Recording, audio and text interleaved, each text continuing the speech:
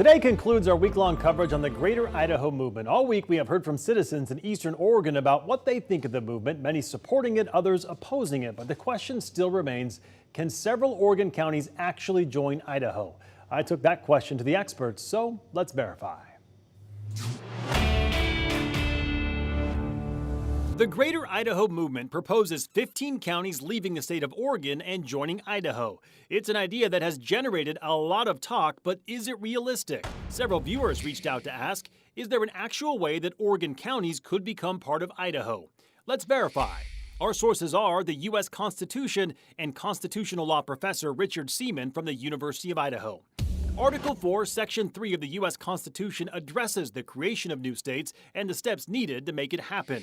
The Constitution states, new states may be admitted by Congress into this union, but no new state shall be formed or erected without the consent of the legislatures of the states concerned, as well as of the Congress.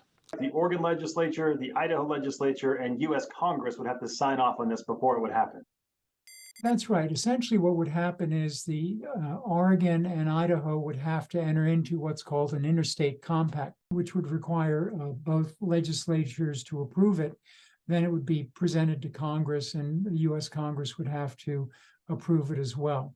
In both houses of Congress, the House and the Senate. Both houses of Congress, and then it would go to the president. When was the last time that state lines were redrawn in our country? I think you probably have to go back to the creation of West Virginia to find something analogous. You might know that the folks in West Virginia did not want to secede from the Union like the folks in Virginia did, and that was what precipitated that split up.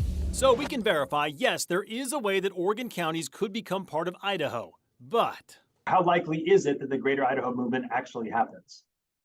I think it faces a really steep uphill battle. You just ultimately have to get a ton of folks to agree for it to happen, and that's always going to be difficult because Greater Idaho would mean lesser Oregon. You might think of it that way, or many Oregonians, I suspect, would see it that way. If you have something you'd like me to verify, send me an email at verify@krem.com.